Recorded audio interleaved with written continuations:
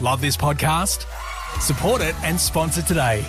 Simply head to ozcastnetwork.com for details.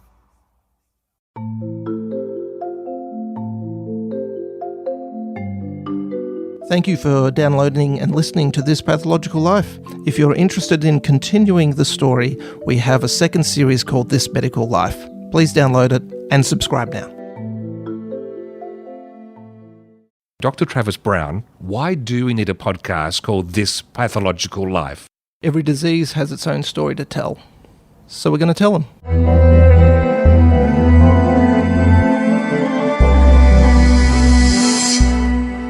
We've had episodes of This Pathological Life of all durations, and I'm told some of the longer ones, people need to be pepped up along the way to see them through to the end, Travis. Is that bring us into line with what we're talking about today? We're talking about uppers and downers in this one, so you never know depending on what mood you're in. We're talking about drugs of addiction today. So this is, a number of different drugs, opioids, amphetamines. Again, uppers and downers. It's quite interesting when you see all the street drugs or the street names for these. I can never keep up with them all, but the first one I want to talk about is opioid. This takes me back actually to my medical student days. I did a rotation at the drug and alcohol department there, and you get to do clinics with patients who come in to be seen. They're either in rehab or they're in treatment service or and I came across two patients that stuck in my mind. And the first was a middle-aged man. He was actually a public servant, so he was dressed in a shirt and tie. He was addicted to heroin. And it was just sort of, right at that point in time, my stereotype was like, confronted. And you sit there and just go, you feel bad for doing that. But he was... he used, and he'd been using for 15, 20 years. He was trying to get off it. But again, that addiction complex is such a hard thing to go through. But he was a person who was eloquent, able to chat to me. I even asked him, because I couldn't quite work it out, because when people have opioids, if you have it, you can, need it for something for your knee or something. Sometimes you can feel sick. And so I asked him, well, what did it feel like? And he said, I felt sick. And I couldn't work out, but he said eventually you sort of get tolerant to that, but then he enjoyed the high. And there was another patient who was in her early 30s, and she was adopted to her family when she was very young, so I can't remember her biological mother. But when she turned 16, she said it was like a switch, and she went out and wanted drugs. There was nothing anyone could do to stop her. She was going to get drugs. And the doctor that I was working with, the consultant at the time, said, well, it's probably likely that your biological mother was a user when you were pregnant. And that's when it started to click for me that you sit there and go, this isn't just I want to have a high. There's a genetic or an inherited quality to drugs and drug addiction that is far more complex than what you initially look at until you actually go into that area. I remember seeing patients on the methadone program.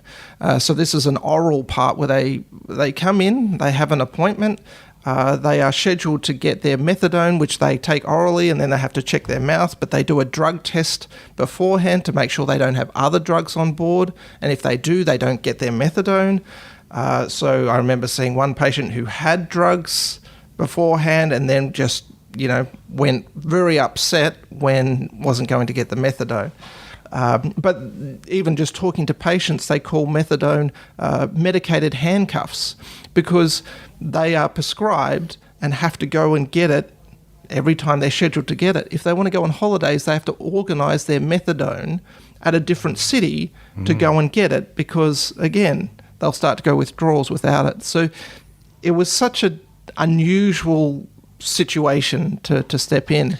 And I just want to point out, there is always the risk of hypocrisy in these sorts of topics because when I go on holiday, I look for different bottle shops to get my wine or my whiskey, etc. And it's a different classification of drug, but there are some commonalities between the rationale and the usage. That's right. And look, people will have affinity for different drugs, and some unfortunately go into the illicit, and some people go into the socially acceptable. But we all look for them. The history of opium is fascinating because this is the derivative of where we get all our, narcotics and morphine. We look back in history, we have 3,400 BCE, where we find in Lower Mesopotamia the opium poppy. Now, they called it the joy plant. From there, you see it spread out through to the Assyrians, Babylonians, the Egyptians. By 1300 BCE, the Egyptians have their famous poppy fields, and they start exporting it through trade routes to the Phoenicians, Minoans, Greece, Carthage, and Europe. You actually don't see much of it because it's clearly so pervasive until the 15s to the 1700s, where you're starting to get this recreational use of people smoking opium to get their high. Portuguese, Persia, India all enjoy smoking it. China's interesting, though, because it finds that smoking opium to be barbaric and subversive. So they actually have an attitude towards it that this is not good for the population. And then you get the British in the 1700s who start trading in it a lot and become, by the mid-1700s, they are exporting 2,000 chests of opium to China. And then in 1775, you start to see opium going to the US. And just at the end, 1799, China bans it. And this is the impetus for the first opium war between the British and China. Chinese government ends up destroying 1,400 tons of opium from the British. British then break a blockade in Hong Kong, and eventually it leads them to a treaty where the British enforces their ability to be able to trade more in China, and the Chinese even cede Hong Kong to them as that part of that agreement. So there's more wars, as I say, that's the first war, but opium is a valuable commodity, but it has a price. And in the US in the 1860s, you're starting to see opium being used in the Civil War to treat soldiers who are injured. But by that stage, 400,000 soldiers become addicted to opium by the pain treatment. In the late 1800s, Bayer ends up producing it and has over-the-counter heroin that is for pain relief and coughs. But again, it drives addiction through the roof. 1900s, we have morphine starts to be synthesized as a pain relief. And then in 1910, we start to find that these oral tablets are starting to be crushed and taken for and inhaled for recreational use. So this is strongly given as a pain relief, but quickly leads to addiction because it's such an effective drug. There must be some psychological lack or social lack that sends us looking for this, beside any other physiology or psychology. The thing that gets me, though, is it's such an effective drug, but some people can take it and then be fine and not need it. And some people can take it and then they really get addicted. So what is it that people can take it and then stop? Again, we don't know, but I find that part fascinating. So some people get addicted, but some people, even though it works and works well, fine. It's why I drink expensive wine. I can't afford a second bottle. Well, it's a good way to go about it. But what we find in 1914 is in the US, there's an act called the Harrison's Narcotic Act. And this is when it started to clamp down a little bit. So particularly for cocaine and opium, they recognized these were addictive and they were dangerous drugs. And so what happened is they began to recognize that these were dangerous and addictive drugs, and they needed to be regulated. So they moved away from over-the-counter, but it looks at now then, how big is this problem today? And the thing is, we find for opium or for narcotics, there's over 500,000 deaths worldwide related to drugs, and about 70% of these, so 350,000 deaths, are associated with opioid, either intentional or unintentional overuse. Gee. So in Australia, we have about 1,700 deaths. And 2/3 of these are opioids, and 80% of these are accidental. These are overdoses that have gone too far. And The interesting thing about this is we find medical prescriptions for opioids has increased dramatically in the 1990s and going up. So there's what we've found in between the period of 1999 and 2011, hydrocodone has increased by twofold as to it's been prescribed. Oxycodone increased fivefold. Mortality rate associated with these have been increased fourfold. And the age group that gets involved, unfortunately affected the most, are men under the age of 40, and particularly between the ages of 18 and 34, are the most affected and appear to be the most likely to overdose and die.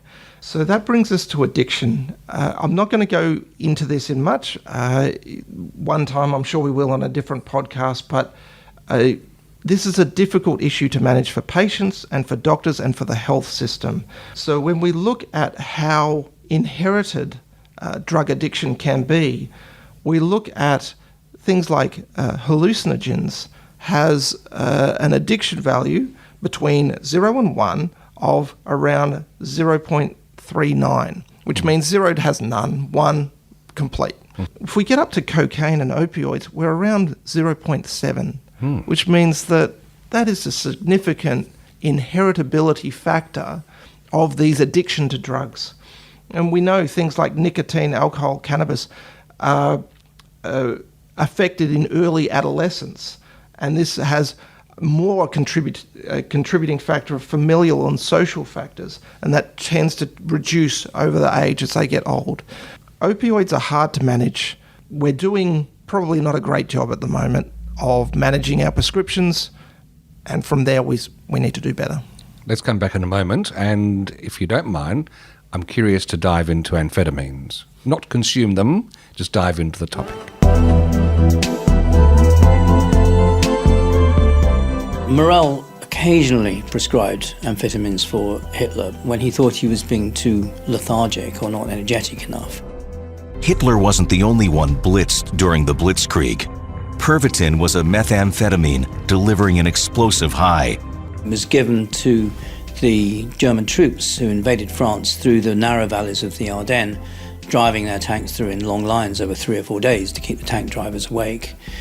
They called it Panzerschokolade or tank chocolate. It was also known as Stuka tablets from the dive bombers. It was given to the pilots. Travis, I mentioned amphetamines just before the break. What are we talking about? And unveil the mystery a little bit for us. So we'll look at the other drugs of addiction, just glance across them, just to get familiar with what they're. So, look, a lot of these drugs were either designed or created out of good intentions, but ultimately, because they are so effective and for some people so addictive, ends up going down into the abuse category. And amphetamines is a really good example of that. Now, it was synthesized in 1927 by a person named G.A. Alls, and he was trying to find a less costly and more easily synthesized drug to ephedrine, so in the drug category of adrenaline. And you know, what they ended up finding was amphetamines. And he found it had the ability to reverse anesthesia, increased arousal, and, you know, was able to stop insomnia.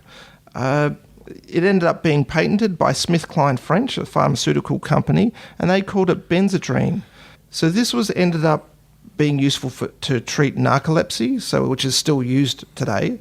But it was also advertised to treat mild depression.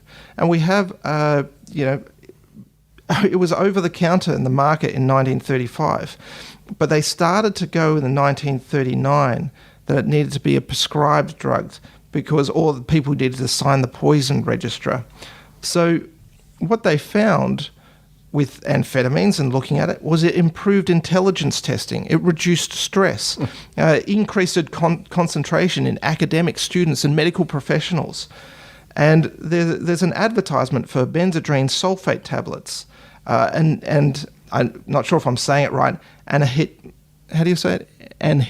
Anhedonic. Anhedonic, there we go, is the inability to feel pleasure in normal pleasurable activities. So this is what they're referring to. But it was marketed as an antidepressant in the 1930s and 1940s. If the individual is depressed or anhedonic, you can change his attitude by physical means just as surely as you change his digestion by distressing thought. In other words, drugs and physical therapeutics are just as much psychic agents as good advice and analysis, and must be used together with these latter agents of cure. By 1946, we're seeing them being used as energy pills. And in World War II, British and American service personnel are starting to use them extensively. It's estimated 150 million Benzodrine pills were supplied to the army for the personnel to use. By the 1950s, competition is starting to increase in these drugs among pharmaceutical manufacturers. And there is another ad. Smooth, fast-acting Amphetamine aids in restoring mental alertness, cheerfulness and optimism in mild psychogenic depressive states and in the management of obesity. Clearly they're working. They're pepping people up. Weight loss starts to be used a lot more as an advertisement. And we're going into the 1960s, and amphetamines is still considered pretty innocuous, a useful drug that's, you take, but it's otherwise fine. It was believed that it helped people in their day-to-day activities. It was given for youthful vigor, weight loss. Even President John F. Kennedy had it in his vitamin mix with injections with methamphetamines. So by the end of the 1960s and 1970s, 5 to 6% of the American population over the age of 14 had used amphetamines in the past 6 months, which is a lot of people. That does explain a lot of things. But that's a phenomenal amount of the population having had amphetamines. But it's in the 1970s when what it was at the time was called the Bureau of Narcotics and Dangerous Drugs, the BNDD, which we'd now know as the Drug Enforcement Agency, started to regulate it because it became apparent that 80 to 90% of the amphetamines on the street were manufactured directly from the US pharmaceuticals. So they started to know that this is a problem. But that was in 1970s. That was a deal while after it had been produced and advertised. The next one takes us to benzodiazepines. Now, before this, we have barbiturates, which are synthetic tranquilizers. So help people relax or sleep, But the problem with this is it had major problems with tolerance, dependence, overdose, and then withdrawals. Barbiturates became very, very popular during the 1930s, during the Great Depression. And what they find is there's advertisements by the pharmaceuticals to the public. Now she can cope, thanks to Butasol, sodium butabartable, daytime sedative for everyday situation stress. When stress is situational, environmental pressures, worry over illness, the treatment often calls for an anxiety-allaying agent, which has a prompt and predictable calming action and is remarkably well tolerated. After 30 years of clinical use, still a first choice among many physicians for dependability and economy in mild to moderate anxiety. By World War II, 1941, Americans are using over 1 billion barbiturates per year. It's advertised as safe. So what we're finding is we've got amphetamines, which are uppers, also used, and then we've got barbiturates, which are downers. So you've got the both working to help people go up when they need to be up and down when they need to be down. However, in 1951, Congress passed some laws requiring doctors needed to prescribe barbiturates. And so pharmaceuticals were searching for alternatives because some of the problems were becoming apparent. And in 1955, we have the Swiss chemists start to synthesize the first benzodiazepine. It was called Librium. It ended up hitting the market in 1960. More accessible and communicative. That is the way Librium-treated patients are often described in the growing literature today. With Librium, you can reduce anxiety, agitation, and tension in patients with mild, moderate, or even severe emotional disorders, and thereby make them more amenable to your therapeutic regimen. In 1958, clearly the synthetic machinery is going to find other benzodiazepines, and this one is diazepam, which we now know as Valium. Valium, diazepam, for reliable relief of psychic tension and associated somatic and depressive symptoms, including tension-induced insomnia, usually well tolerated.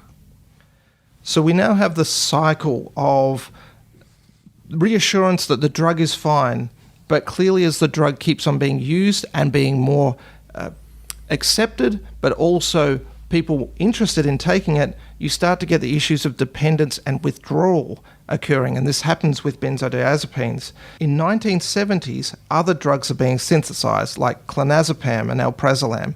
They're in the same class of drugs, and it appears that the dosage is reducing, but the potency of these drugs is increasing.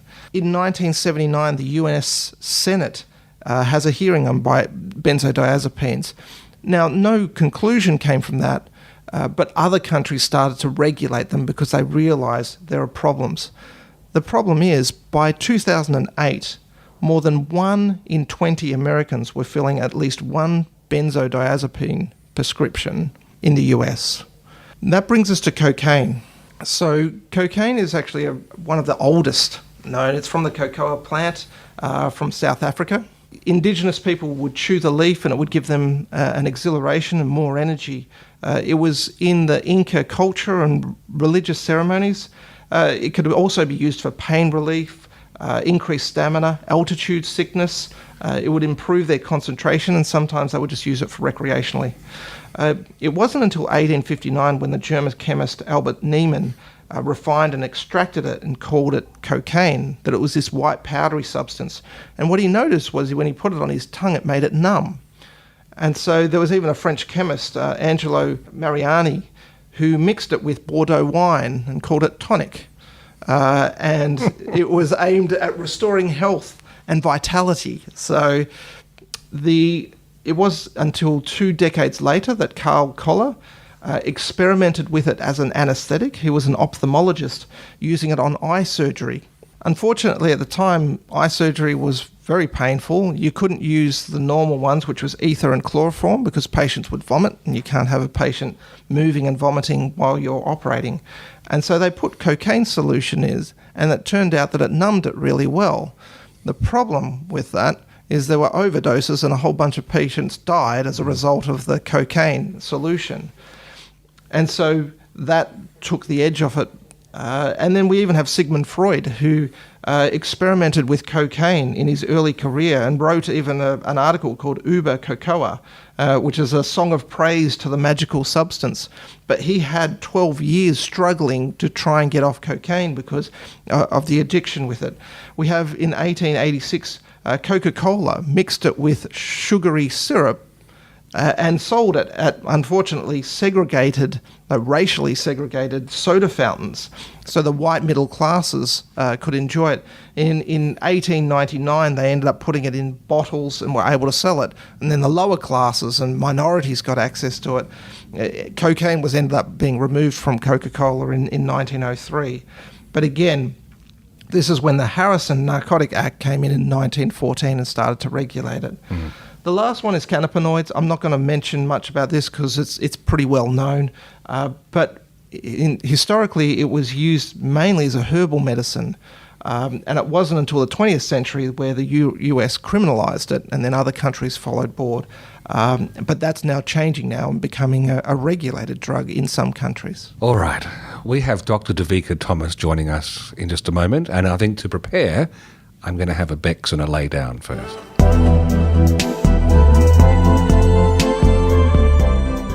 What do you got? Hey, give me some. What? Hey, give me a drink, man. For this? Yeah. Oh, go ahead, man. Help yourself. Hey, man, that's pee. No kidding. What are you doing with pee? That's for my probation officer, man. What, does he drink pee? Nah, man, last week I was supposed to bring some in, Yeah? And I forgot to wash out the jar first, I'm really gonna put his mind this time, man. Well, what'd you do? I had my sister pee in it. Yeah? Yeah, and she's pregnant, man. As mentioned earlier, Dr. Devika Thomas, chemical pathologist, has joined us now. Welcome to this Pathological Live again. Thank you. Before we get into this, I just need to ask you a question that's related to this topic. And it's also related to a little secret indulgence of mine that takes place late at night, every night. I have been taken in by the series of books about John Resnick. He's a former Delta operative, and he fights the bad guys and saves the world all the time. But his secret is to pop a few things called dexedrine, he calls them. Yes. He just pops dexedrine, and then boom, he's got full energy and off he goes. This cannot be a sustainable way of living, can it? Are you familiar with that, and what's it doing to his system? I'm not familiar with dexedrine itself because it's an American trade drug. It may be a derivative of dexamphetamine. Okay. And dexamphetamine is a what we call the street drug, the amphetamine. It's a dextrorotated, so it's an isomer of that drug. So levodotation is the street drug. The dextrorotated version of it, the isomer, is used therapeutically for ADHD and certain other conditions. So dexamphetamine, the other version, is therapeutic. So that may be what it is, dexedrine.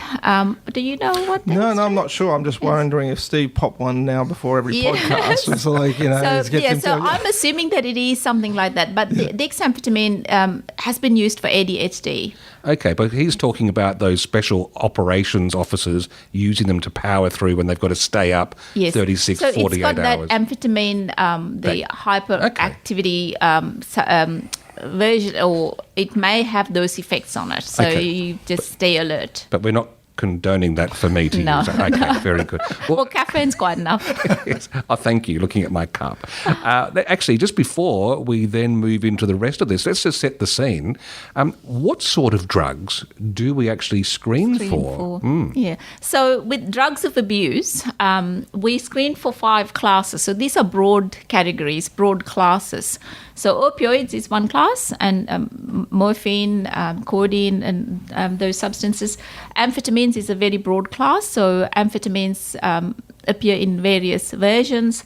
And then cannabinoids is just cannabis, tetrahydrocannabinoids. Cocaine is a class by itself that we measure, and then benzodiazepines that may be prescribed or may be obtained in other ways. Okay.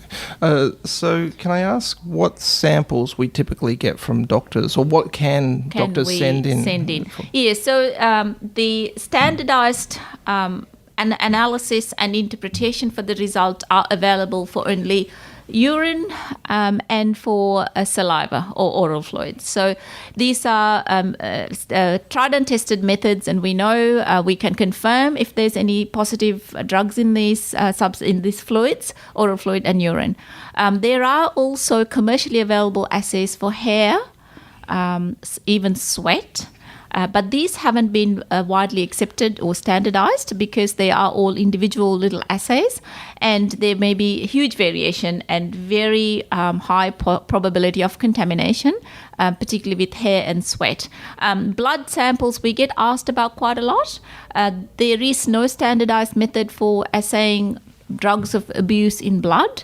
The half-life of a drug in blood may be a lot smaller or narrower than in the urine. So because these drugs are metabolized, and once it's metabolized, they are water-soluble and they get excreted in the urine. So we may be able to detect them for longer in the urine. However, the blood tests are not available. Right, okay. Can you take us through the testing procedure? So someone requests it. Where do they go? What do they do? But then what do we do once we receive it? So with the so oral fluids are now widely used for traffic control, speeding, and other traffic offences. So they are not something that we receive normally for medical purposes. Oral fluids are also used now as employment work site testing. Urine can be used for work site testing and for medical legal purposes as well as medical purposes. So once we get a sample, it's generally urine. So the 2 categories. One is just purely medical samples. The other one is legal, and we can discuss that further. So that once a medical sample or legal sample, once they're received, we would have to do 2 things. One is to verified that it is in fact human urine that we've got, or it could be animal urine, we don't know, but that it in fact is urine and not another fluid substance or water. So we measure creatinine in it to make sure that it is urine, and then we note the concentration of creatinine just to make sure that it's not diluted, hugely diluted, to reduce the amount that's available in there to assay. And then the first step is to do a screening assay. So we screen them using an immunoassay in an automated method, and that assay would look at these the 5 broad categories, the classes of drugs. So they will give us a positive for each of these categories if the amount available is above a certain set threshold or concentration for these categories. So once they are screened positive, that may be sufficient for medical samples. So if someone's in ICU unconscious, you want to know what sort of broad class they might have used so we can give them the antidote, then that would be enough. However, in certain situations, they may want to know exactly what they've taken and how much. So then the next step is a confirmatory test, which is using mass spectrometry, and that is recognizing a particular, if I may call it, a fingerprint of that particular drug and each drug in that broad class. And then it will tell us exactly what the structure is and how much of it is there available. So then we could identify what they've exactly taken. I'm curious now, and I promise not on behalf of John Resnick, after a patient's taken a drug, if we look at those broad classes, yes, how long after taking is it still present in the system, still traceable? Yes, so if someone takes codeine, for example, huge amounts of codeine in a cold and flu tablet, you can detect it in the urine for up to 2 days as codeine itself. But some of the codeine gets converted to morphine in your body. And that morphine that they've injected up to about 4 days in the urine. Heroin, which we measure as 6 monoamine monoacetyl morphine, heroin is converted to 6 monoacetyl morphine in the body. So we measure that one. So that's up to 3 days. And hydromorphone is a version of morphine that can be injected. So if someone gets an injection of morphine for pain or whatever, that's up to about 2 days. And then other classes like amphetamines, up to 4 days in the urine. Cannabis depends on how often and the frequency and the length of use. So someone who uses it just once in a life, just one time, up to 2 days. And if someone uses it 3 times a week, you can detect it up to 2 weeks in the urine. Someone who uses daily for 2-3 weeks, you can detect it up to 4 weeks after. And heavy and chronic users that just use it every day for months, you detect it up to 12 weeks when they've stopped using it. So because it's stored in body fat and then it's slowly released. Cocaine is a very short half-life. So cocaine, only about 5 hours after use. But we can measure its metabolites up to about 4 days after. So most of the tests are looking for the metabolites rather than the actual drug.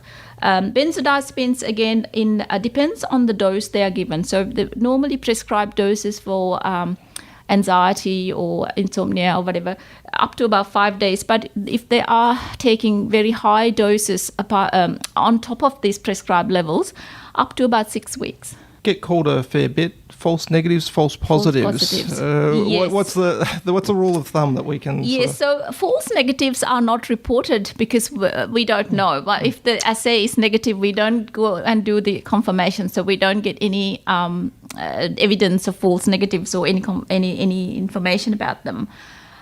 So this all depends on what the standard assays are looking for.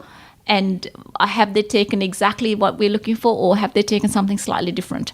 So, for example, amphetamines. We're looking for amphetamine, methamphetamine, MDMA, which is ecstasy, and MDA.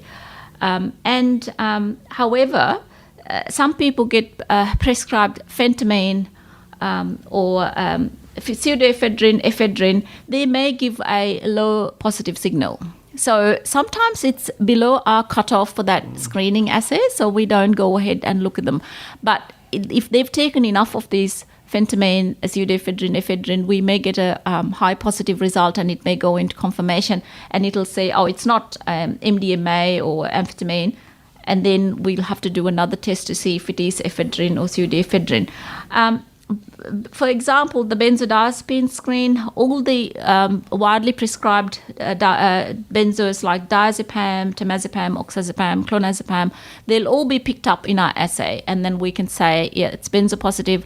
Confirmation will tell exactly what it is, whether it's temazepam or diazepam. However, in the body, diazepam's converted to temazepam, and then temazepam's then converted to oxazepam. So if they were prescribed oxazepam, we will just see oxazepam. If they've given diazepam, we'll see all different metabolites. We can get a false positive in some of these benzos with things like lorazepam, clobazepam. They are structurally similar, but they're not in our standard assay. Sertraline, which is an antidepressant, and ibuprofen have been known to give false positives with the benzo, some of the benzo assays. Now, cannabis false positives are extremely rare, uncommon, and exceptional is what they call it. If you see, if they say it's a false positive, because it's such specific structure, there's nothing like it. However, there's been a report of atorvastatin, which is a statin, apparently having given a false positive for a cannabis screen immunoassay. And false positives for opioids, the morphine class of drugs, is common because oxycodone can in some assays give a false positive. If they're given naltrexone, naloxone, or tramadol, sometimes even verapamil. However, the most common opioid false positive is poppy seeds. Oh. So they say there can be a seasonal false positive. So I'm not sure why. Maybe there are certain seasons where people have a lot more food that has poppy seeds in them. So that's been tested, and one of our toxicologists in Queensland, he actually bought poppy seed bread from a certain bakery and ate it over several days and collected urine and tested, and it became positive for opioid screen. So they actually did the study in themselves. Amines, sympathetic amines, which is the amphetamine group, you can get positives with buprenorphine, which is a prescribed drug for in drug rehab programs, ephedrine, tyramine, and also DMAA is a substance that has been added as energy supplements in some of the gym supplement groups. So that can give a false positive as well. And also pseudoephedrine and ephedrine I mentioned before, and they can give a false positive as well. We discussed dexamphetamine before, so we get called sometimes. This patient says that they've got a positive in amphetamine screen, and they claim that they've been taking dexamphetamine. So if as immunoassay is positive and we do a confirmation with mass spec, most mass specs are geared to actually recognize that amphetamine and not the dexamphetamine. So dexamphetamine, dextrorotated version, we can test for it if we have a dexamphetamine standard and we set up the assay for it and say, yes, this is exactly dexamphetamine. And Ritalin, which is methylphenidate. Some people say, I've taken Ritalin, so I've got a false positive for amphetamine. No, Ritalin would not give a positive result with amphetamine assays. So there are things that people will say, but there are assays to check for this and say, yes, it's exactly methylphenidate. It's not amphetamine. So the best thing will be to call us if someone's actually saying, because it's going to be hard to remember that, even for myself, to remember all the drugs that affect. So give us a call. But one of the things that we test creatinine in urine. Yes. And this is for dilution, because dilution is a common technique. We also know that patients, sometimes when they go into the bathroom, if it's not supervised, we have toilet water that sort of some go in. So we talk about adulterants in there. So talk about people mixing it with bleach and all types of things to try and interfere with the assay, which doesn't work, but we do test for adulterants. But what happens when we get a really dilute, really dilute sample? What do we do? So if we get a very dilute sample, first of all, if these are collected as medical samples, they are not supervised. So medical collections, someone comes in and says, my daughter, thinks that her drink was spiked last night. So that becomes a medical sample. So they're given a container, they go and collect it. But if someone comes in and says the Department of Child Services, for child custody purposes, they want me to collect a sample. So this has to stand up in court as evidence. So in that situation, we have to follow the AS 4308 standard, and that explains how a sample is collected. So it has to be supervised. So they can't bring somebody else's urine in their bag and tip it into the container and say, this is my urine. Some people bring a false bladder and they pretend to be urinating themselves, but they're actually using the false bladder like a balloon and then squeezing out somebody else's urine or water. I have lived a sheltered life. You have. There's a whole website on being able to purchase fake penises. Yes, and they do say if you're buying a fake penis, make sure it matches your skin color, because some people buy a fake penis that's different color.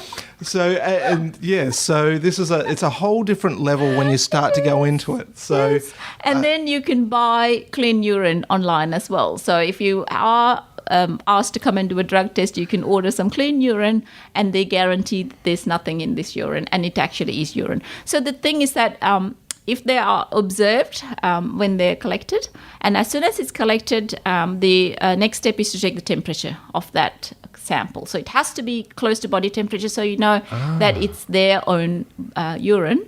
And then if there is a toilet there, usually the water in the flush tank is coloured. So if they added it, it'll give us a blue or a purple colour. So we know that they can't do that. And then once it comes to the lab, and then once it's collected, it has to be sealed, and the collector and the observer and the donor both initial the seal.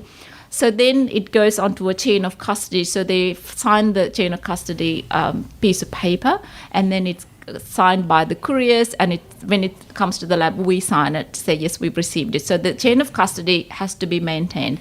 So once it comes to the lab, we check for creatinine. So the creatinine will tell us, yes, it is urine, and then it has to be above a certain amount. Mm-hmm. If it's below that, then we would put a comment. We would still run the assays. So if it's negative, then there is a question. Then we put a comment saying the sample was dilute. If it's positive, then it's positive, and then we can do a confirmation, and then so the point is that if the chain of custody is broken, it won't stand up in court.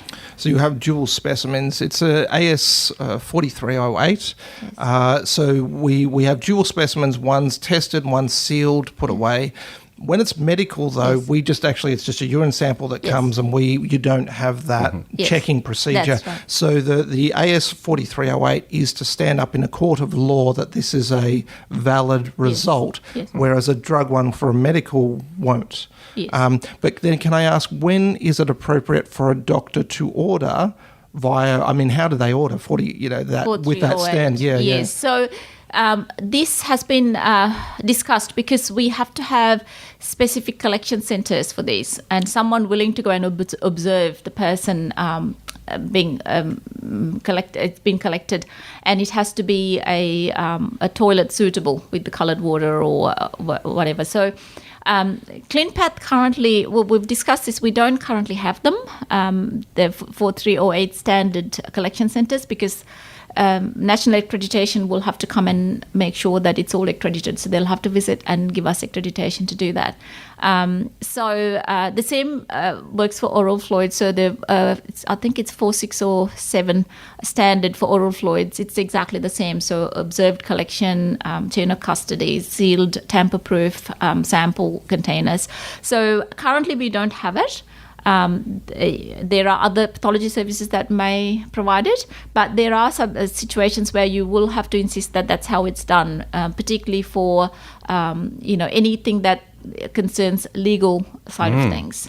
It would be more costly because it would take a while for me to produce the sample if someone's standing right next to me. That's all I'm saying. Yes, Yeah. No. There's lots of also delaying techniques, because if you have to come back tomorrow, that might work in your favour for an extra day. So again, you're dealing with the legal system that is different to the medical system. But there is just one last question I want to ask, and I get it every once in a while, and this is, new synthetic drugs that come out. So you Yes. get a rave that's coming That's on, a new right. drug that comes out of some Yes. area.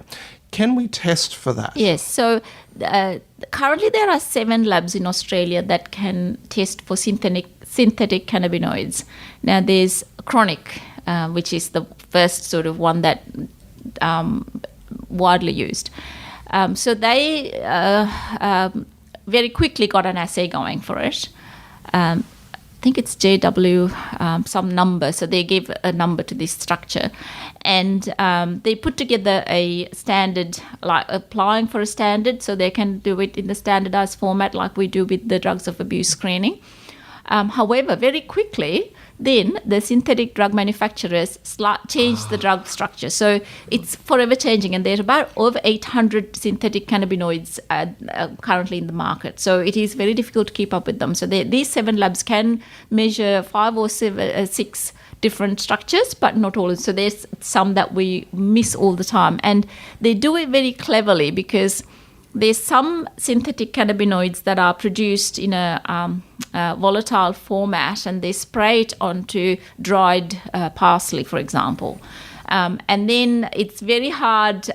We don't know which substance it is, and it's all very difficult. So that's been a very contentious problem. It's always going to be. So unless we have a standard for it, we're not able to test for it. And so that's the thing. Yes. So all these new drugs that come on the market, we have to get hold of some of it, Yeah. and then we produce So a it's standard, almost a pure yeah. form of it, and then set up the assay. And my last question is, as I'm about to become an employer and have my first staff member join me, if I wanted to set up screening, Yes.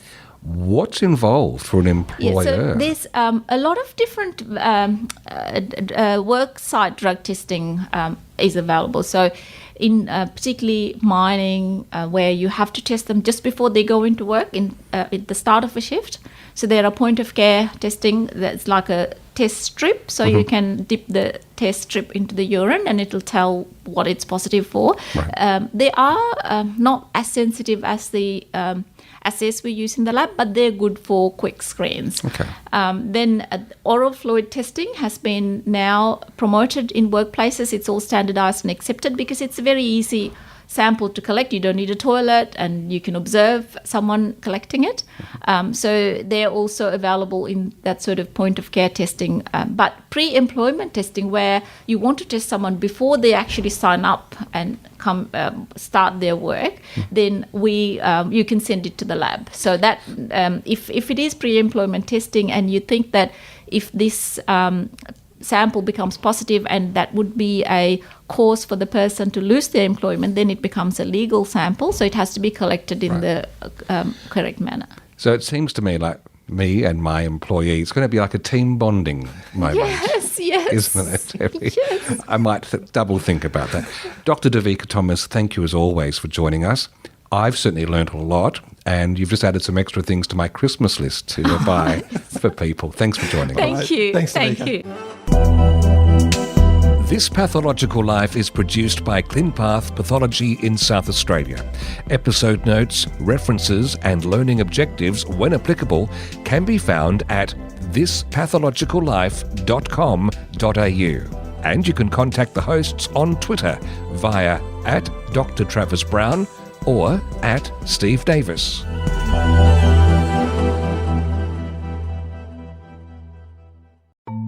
Thanks again for listening, and just a reminder, if you haven't done it yet, have a quick search in your podcast app for our second series, This Medical Life. Dr. Travis Brown has rolled up some extra guests, some extra topics, and we continue the story there, and we'd love to have you along. Love this podcast? Support it and sponsor today. Simply head to AuscastNetwork.com for details.